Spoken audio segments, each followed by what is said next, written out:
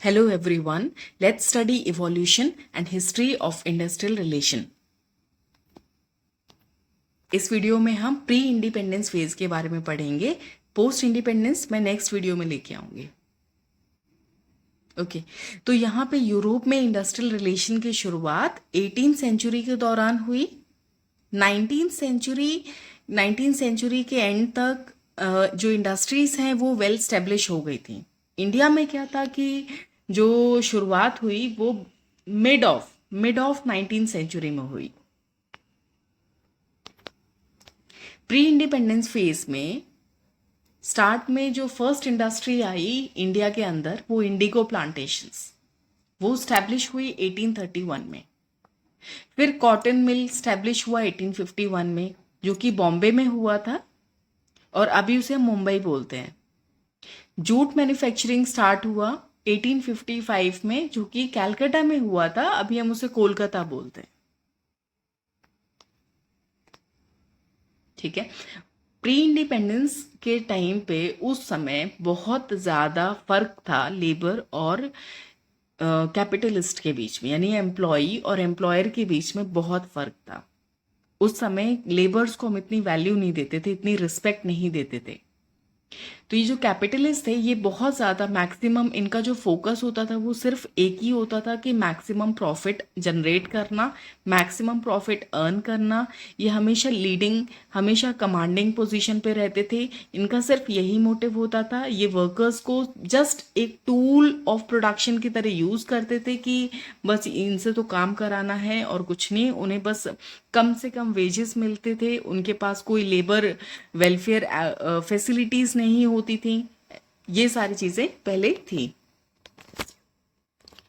अभी जो कैपिटलिस्ट है, यानी कि उन्हें हम एम्प्लॉयर बोलते हैं, जो बिजनेस ओनर, उनका मेन एम क्या है? उनका मेन एम था उस समय मैक्सिमम प्रॉफिट जनरेट करना और मिनिमम एक्सपेंस होना. ठीक है.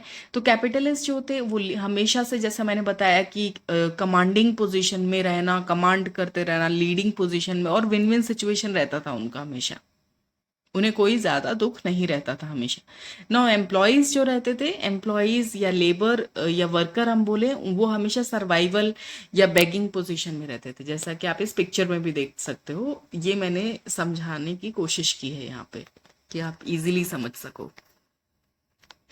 अब जो वर्कर और पुअर लेबर्स हैं, जो एम्प्लॉयज़ हैं, तो इनका जो वर्क कंडीशन है, तो ये पहले क्या मतलब कैसा इनका वर्क कंडीशन रहता था? ये मतलब कम से कम surviving on poor low wages, बहुत कम से कम वेजेस में सर्वाइव करते थे. लॉन्ग वर्किंग आवर्स, बहुत घंटों तक काम करते थे.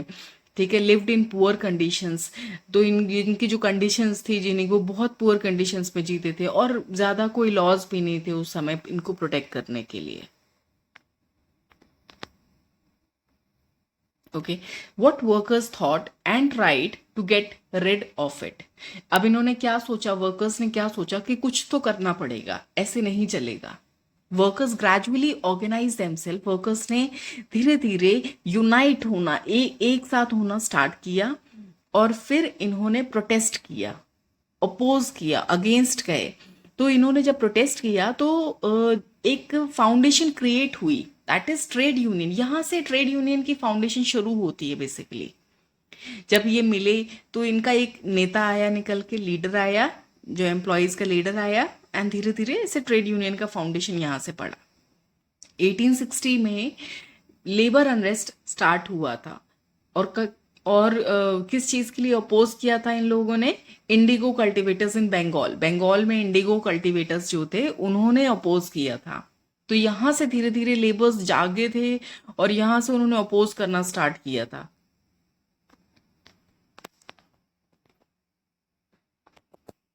एक सेकेंड. ओके. नाउ 1877 में लेबर अनरेस्ट ऐसे ही नागपुर में हुआ, फिर बॉम्बे में हुआ, फिर सूरत में हुआ. इस तरीके से ये अब ऐसे बढ़ता गया. ठीक है. और इसी तरीके से फिर क्या हुआ कि फैक्ट्रीज एक्ट 1881 में फैक्ट्रीज एक्ट आया, जो कि बहुत इंपॉर्टेंट माइलस्टोन था, बहुत इंपॉर्टेंट माइलस्टोन रहा इंडस्ट्रियल रिलेशन के इवोल्यूशन में. ठीक है।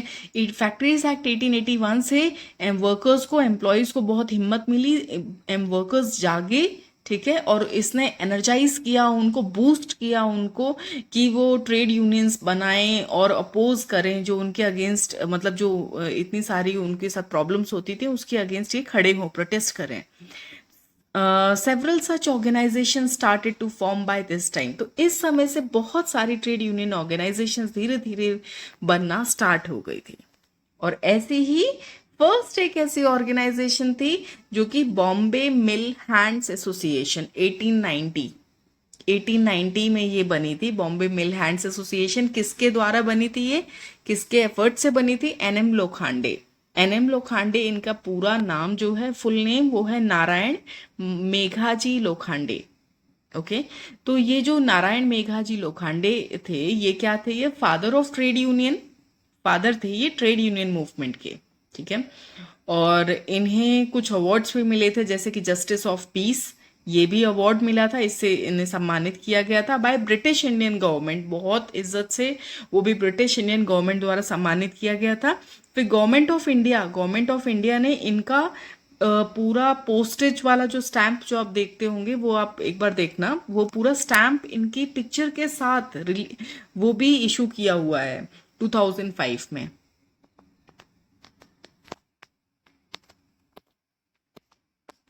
एक second. Okay, now the trade union act. अब ये जो ट्रेड यूनियन एक्ट है ये एग्जिस्टेंस में आया 1926 में, ठीक है। Contained provisions for registration of trade union.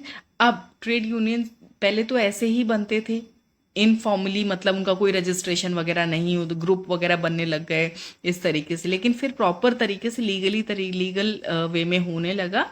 तो इनका ट्रेड यूनियन एक्ट आया 1926 में, जिसमें ट्रेड यूनियंस के रजिस्ट्रेशंस होने लग गए, ठीक है। अब कुछ डेवलपमेंट्स हुए इंटरनेशनल लेवल पे। उन डेवलपमेंट्स ने क्या किया कि डायरेक्टली इम्पैक्ट किया वर्कर्स की लाइफ को और एम्प्लॉयर्स की लाइफ को, डायरेक्टली इम्पैक्ट किया। तो जो द वर्ल्ड वॉर फर्स्ट, जो कि 1914 से 1918 के बीच में हुआ, तो वर्ल्ड वॉर फर्स्ट से क्या हुआ? प्राइस राइज हो गए, ठीक है, प्राइस बढ़ गए, और प्राइस बढ़ने से क्या हुआ? एम्प्लॉयर्स को प्रॉफिट हुआ, लेकिन जो वेजेस थे वो कांस्टेंट रहे, वेजेस नहीं बढ़े। तो प्राइस बढ़ गए, वेजेस नहीं बढ़े, तो वर्कर्स गरीब हो गए, लेबर्स, उनको प्रॉब्लम होने लगा, उनको इकोनॉमिकली बहुत ज़्यादा इश्यूज फेस करने पड़े। तो इसकी वजह से फिर से वो प्रॉब्लम हो गई, फिर से लेबर अनरेस्ट हो गया, और लेबर परेशान हो गए। जब वर्कर्स परेशान हो गए तो फिर से बहुत सारे स्ट्राइक्स होने लगे, बहुत सारे लॉकआउट्स होने लग गए। अब एक स्ट्राइक इनमें से हुआ था, strikes of workers of textile labour association, जो कि अहमदाबाद में हुआ था 1917 में।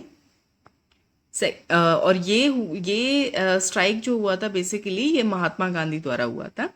Now the strikes of Madras, दूसरा जो हुआ था वो स्ट्राइक्स ऑफ मद्रास, जो कि चेन्नई, अभी चेन्नई है बेसिकली। तो ये हुआ था by workers of Buckingham and Carnatic वॉल्स in 1910 and 1921. Now formation of ILO in 1919 boosted the labor movement. अब जब ILO बना 1919 में, उसने लेबर मूवमेंट को बूस्ट किया, वहां से लेबर मूवमेंट बेसिकली बूस्ट होना स्टार्ट हो गए। Okay, now all India trade union Congress ये फॉर्म हुई 1920 में। तो इस तरीके से बहुत सारे number of labour legislations were enacted, ऐसे बहुत सारे लेबर लेजिस्लेशंस इस तरह से बने। ओके, नाउ वर्कमैन जिसको वर्कमैन को भी हम एम्प्लॉयज बोलते हैं, ये कॉम्पनसेशन एक्ट भी बना 1923 में, और ट्रेड यूनियन एक्ट बना 1926 में, जो कि अब अभी हमने पहले भी पढ़ा था, वहां से ट्रेड यूनियंस का रजिस्ट्रेशन स्टार्ट हुआ था। ओके, ये फ्लो चार्ट आप बहुत ध्यान से समझना, और ये बहुत इजी भी है। अब देखो 1929 में इकोनॉमिक डिप्रेशन आया, ठीक है, इकोनॉमिक डिप्रेशन आया। उसमें क्या हुआ कि वर्कर्स का जो कंडीशन था वो बहुत खराब हो गया, इकोनॉमिकली बहुत खराब हो गया, ठीक है। और अगर इकोनॉमिकली खराब हो गए तो ऑब्वियसली वही लेबर अनरेस्ट बढ़ा, जिसकी वजह से लेबर अनरेस्ट बढ़ा। अब लेबर अनरेस्ट बढ़ा तो क्या हुआ, बहुत सारे स्ट्राइक्स हुए, बहुत सारे लॉकआउट हुए। और जब स्ट्राइक्स और लॉकआउट्स होंगे तब क्या होगा, ये डायरेक्टली लेबर और मैनेजमेंट रिलेशनशिप को इम्पैक्ट किया इसने। ओके, अब जब ये कंडीशन आ गई तो गवर्नमेंट को बीच में आना पड़ा। अब ये फर्स्ट टाइम था जब गवर्नमेंट बीच में आई थी, तो गवर्नमेंट इंटरवीन किया। गवर्नमेंट ने क्यों इंटरवीन किया, सिचुएशन को कंट्रोल करने के लिए, to control the situation.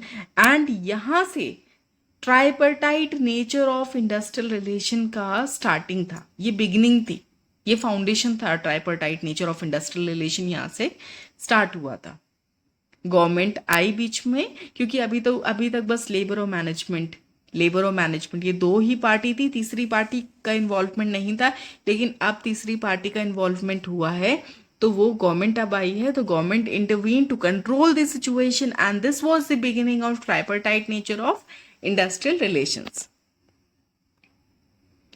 Okay, अब सेकेंड वर्ल्ड वॉर आया। सेकेंड वर्ल्ड वॉर आया 1939 से 1945। ठीक है, 1939 से 1945 में सेकेंड वर्ल्ड वॉर आया।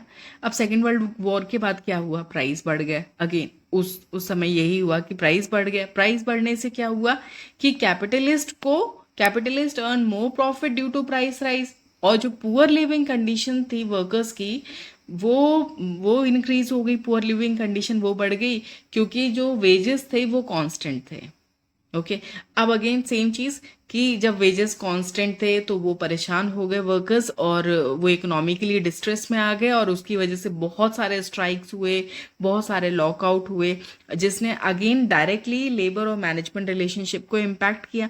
अब जब पहले ट्राइपर्टाइट का नींव पड़ चुका था, फाउंडेशन पड़ चुका था, जैसे कि हमने इस वाली स्लाइड में पढ़ा था कि यहाँ पे फाउंडेशन पड़ चुका था, तो अभी क्या हुआ कि जो ट्राइपर्टाइट मशीनरी, ठीक है, tripartite machinery, as see tripartite machinery evolve in 1942 में इवॉल्व हो चुकी थी, तो इसने क्या किया, यहां से आईआर मशीनरी यानी इंडस्ट्रियल रिलेशन मशीनरी इंडिया में शेप हुई, यहां से शेप हुआ। Okay, now world war second के बाद कुछ डेवलपमेंट्स हुए। वर्ल्ड वॉर सेकेंड के बाद कुछ डेवलपमेंट्स हुए, जैसे कि the Indian national trade union was formed in 1947। Indian national trade union बना 1947 में। दूसरा industrial employment standing order act 1946 में बना। इंडस्ट्रियल डिस्प्यूट्स एक्ट 1947 में बना। ठीक है, ये कुछ डेवलपमेंट्स हुए, कुछ लॉज इनैक्ट हुए।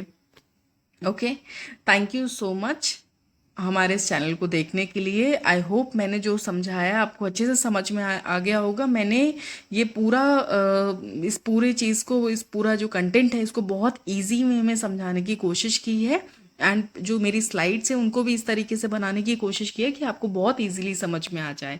तो अगर आपको ये कंटेंट अच्छा लगा है, आप चाहते हो कि मैं ऐसे ही इसी तरीके से चीज़ों को ईजी करके प्रेजेंट करूं और ऐसे ईजी करके समझाऊं, then please like, support and subscribe, do share with your friends. उनको भी बताओ कि अभी वो बोरिंग तरह से नहीं होगा, अभी बहुत इजी वे में आपको पढ़ने को मिलेगा, बहुत इजीली चीज़ें होंगी। Okay, thank you.